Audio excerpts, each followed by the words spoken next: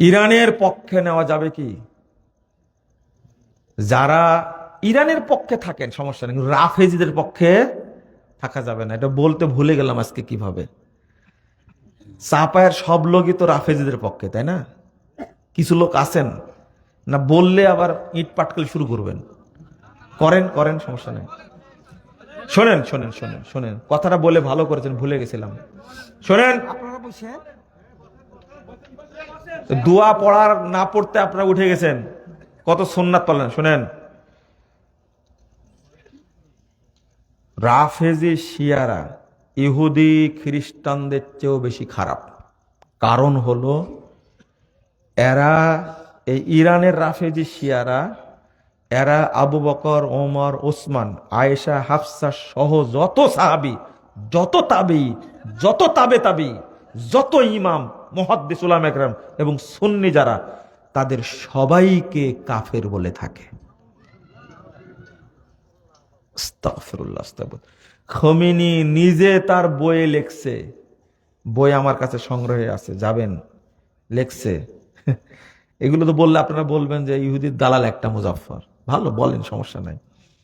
শোনেন শোনেন, বলছে আয়েশা ওয়া তলহা ওয়া জুবাইর ওয়া মুয়াবিয়া ওয়া আশবাহুহুম কানু আখবাসা মিনাল কিলাব ওয়াল খানাজির। আয়েশা, তলহা, জুবাইর, হাফসা, মুয়াবিয়া সহ এদের মতো যারা সাহাবী, তারা সবাই কুকুর এবং শুয়োরের চেয়েও বড় জঘন্য। জানাজা পড়েন তাড়াতাড়ি, খোমেনি জানাজা পড়েন। এই খবিশ এই কথা বলেছে। আপনার শরম আছে? নিজের বইয়ে লিখছে, লজ্জা আছে? আপনি ইরানের পক্ষে হচ্ছেন? হ্যাঁ, বলেন আমাকে, সমস্যা নাই। ইহুদের দালাল বলেন, সমস্যা নাই। কিয়ামতের মাঠে বিচার হবে, দুনিয়াতে বিচার হবে না আপনার। তবে আল্লাহ যেন আপনাকে হেদায়েত দান করে, এই দোয়া করি। আচ্ছা, আপনাকে যদি বলি আপনার মা বেশ্যা, আমাকে যেতে দেবেন এখান থেকে? হ্যাঁ, আপনার মা কি সবার মা? উত্তর দেন। আপনার ভাই বোনের মা, তাই না? সবার মা কি? আপনার মা কি সাহাবী? তা আপনার মাকে বেশ্যা বললাম, তাই এত আতে ঘা লাগলো। কিন্তু মুমিনদের মা, রাসূলের স্ত্রী আয়েশা রাদিয়াল্লাহু আনহা একজন মর্যাদাবান ব্যক্তি, তাকে যদি কেউ বেশ্যা বলে আপনার লাগে না কেন? কিয়ামতের মাঠে আয়েশার সামনে আপনাকে দাঁড় করানো হবে। তুই খোমেনির পক্ষে নিয়েছিলি কেন? তুই নাকি আমার সন্তান, আমি নাকি তোর মা? বল, খোমেনির পক্ষে নিয়েছিলি কেন? উত্তর দিতে পারবেন? আপনি কি জানেন এই খোমেনি, এই খবিস, আল্লাহ তাকে ধ্বংস করেছে। আল্লাহ শুকরিয়া আদায় করি, আলহামদুলিল্লাহ। এই খবিস বলছে মোহাম্মদ আয়েশাকে বিয়ে করার কারণে জাহান্নামে যাবে। আগে জানুন, আপনার দাপটার কয়দিন হয়? 5 বছর ক্ষমতায় আসেন, আগে তো 5 বছর ছিল কেউ, তাই না? এখন আছে না? হলে 20 বছর, 30 বছর, 50 বছর, 100 বছর, এরপরে কোথায় যাবেন? এক জায়গায় যাওয়া লাগবে না, মাটির তলে, ওই জায়গাতে আপনাকেও যাওয়া লাগবে, আমাকেও যাওয়া লাগবে। বিচার ওখানে আদায় করে নেবে ইনশাআল্লাহ। আপনারা এত বড় সাহস, আমাকে ইহুদির দালাল বলছেন। আমি বলছি আমি যদি ইহুদির দালাল হই, খ্রিস্টানদের দালাল হই, আমি যদি ইংরেজদের দালাল হই, আমার বউ তালাক। আপনি বলেন তো দেখি, আপনার সাহস আছে কিনা? মুজাফফর যদি ইহুদির দালাল না হয়, আমার বউ তালাক। একজন বলেন তো, কে আছেন, সাহস আছে কিনা? একজনও নাই। বাংলাদেশে জন্মগ্রহণ করেনি কোন মানুষ যদি হয়, ও কথা বলবে, মুজাফফর যদি ইহুদির দালাল না হয়, আমার বউ তালাক। আমি তো বলে দিস তালাক। আপনি বলেন তো দেখি, পারেন কিনা? আপনি আমাকে জানা বলছেন ইহুদির দালাল। ভালো, ওমর রাদিয়াল্লাহু আনহু, তাকে যে হত্যা করেছে আবু লুলু, এই খবিস আয়াতুশ শয়তান, আবু লুলুর মাজার তৈরি করে মাজারে লেখা আছে এ হলো জান্নাতি মানুষ। আবু লুলুকে যে হত্যা করেছে, তার কবরে কি করা উচিত বলেন? পেশাব করা উচিত না আমাদের? আবু লুলু হত্যা করেছে আমাদের খলিফা ওমর রাদিয়াল্লাহু আনহুকে, তার পূজা করা যাবে? তার মাজার তৈরি করা যাবে? যান জবাব দেন। সৌদি আরবে গান বাজনা হয়, সিনেমা হল আছে, এই নিয়ে একবার কাপড় খুলে বদনাম করে সৌদি আরবের। তোমার দুলা ভাই ইরানটা যে পতিতালয়, তোমার জানা না এটা? তুমি বলো না কেন? ঘন্টায় মেয়ে ভাড়া পাওয়া যায়, এটা বৈধ, রাষ্ট্রীয়ভাবে বৈধ। নর্মাল বিয়ে মুতা বিবাহ করা ফজিলতপূর্ণ। 1 ঘন্টার জন্য, 2 ঘন্টার জন্য, 1 মাস, বছরের জন্য মেয়ে ভাড়া পর ধর্ষণ করা যায়।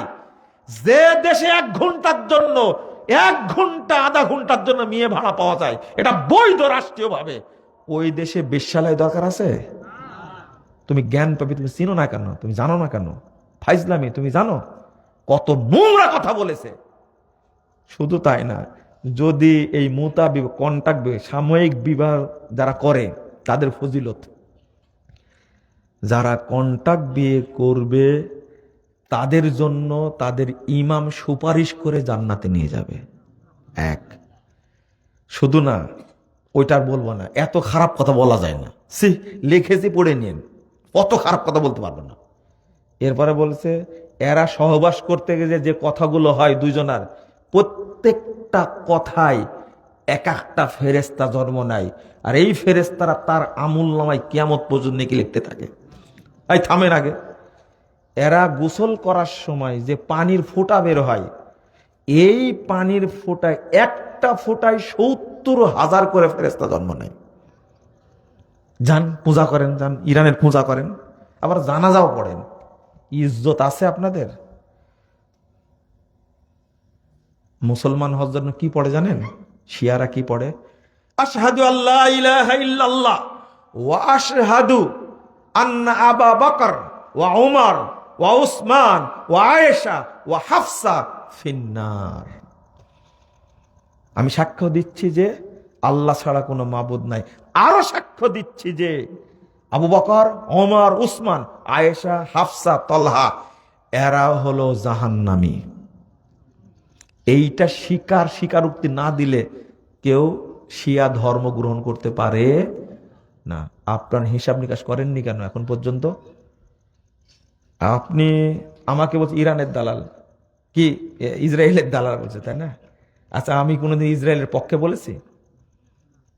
আমি যে ভাষায় দোয়া করি ওই ভাষাটাই আপনি জানেন না? যে আমি তো বারবার বলি আল্লাহ যেন ইসরায়েলকে ধ্বংস করে দেন, আল্লাহ যেন ফিলিস্তিনে যারা আছে ইহুদি একদিনে যেন ধ্বংস করে দেন, বলেন আমিন। আমি তো এই দোয়া করি, জুমার দিনে পড়ি, কুনুতে নাজেলা পড়ি, এর পরেও বলেন ইহুদি দল। আর আপনি দোয়া করছেন আল্লাহ সৌদি আরবকে যেন ধ্বংস করে।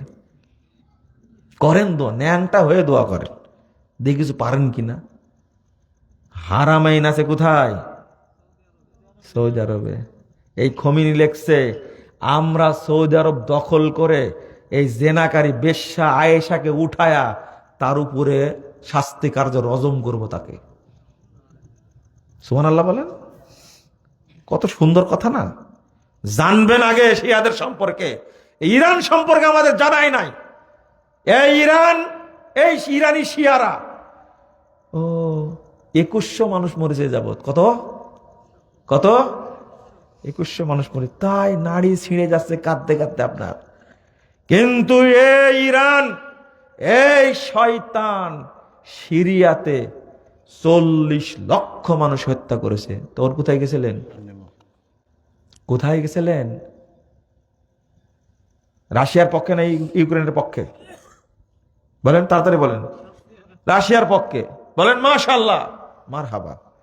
বলেন তো সিরিয়ার শয়তানটাকে, এই বাশারকে আশ্রয় দিছে কে? বলেন সুবহানাল্লাহ, সুবহানাল্লাহ বলেন। এই বাশার আর তার বাপ হাফেজ আল আসাদ, এই 2 শয়তান মিলে সুন্নিদেরকে হত্যা করেছে 40 লক্ষ মুসলিমকে। আর আপনি বলছেন রাশিয়ার পক্ষে, তাই না? মারহাবা। জ্ঞান নাই তাই। আরে আমেরিকাকে যারা ধ্বংস করবে তাদের পক্ষে আমরা, তাই না? সে যেই হোক না কেন। তাই বলে আপনি পুতিনের জানাজা পড়বেন নাকি? হ্যাঁ, পুতিনকে খলিফা মনে করবেন নাকি? আমাকে বলছে মুসলিম বিশ্বের খলিফা খমিনি, আর তার বিরুদ্ধে আপনি কথা বলছেন। লা হাওলা ওয়ালা কুওয়াতা ইল্লা বিল্লাহ। আর খলিফা পাইনি, খমিনিকে খলিফা বানাইছে। এই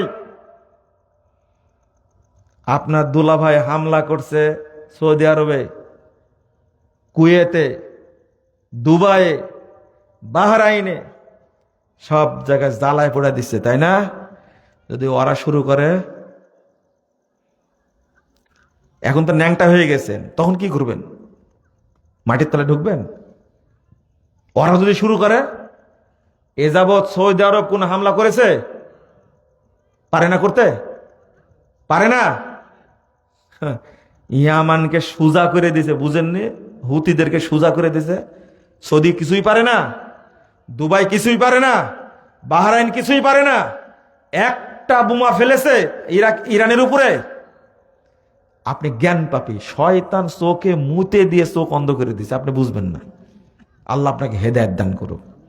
বলেন সুবহানাক আল্লাহুম্মা ওয়া বিহামদিকা আশহাদু আল্লা ইলাহা ইল্লা আনতা আস্তাগফিরুকা ওয়া আতুবু ইলাইকা। আসসালামু আলাইকুম ওয়া রাহমাতুল্লাহ।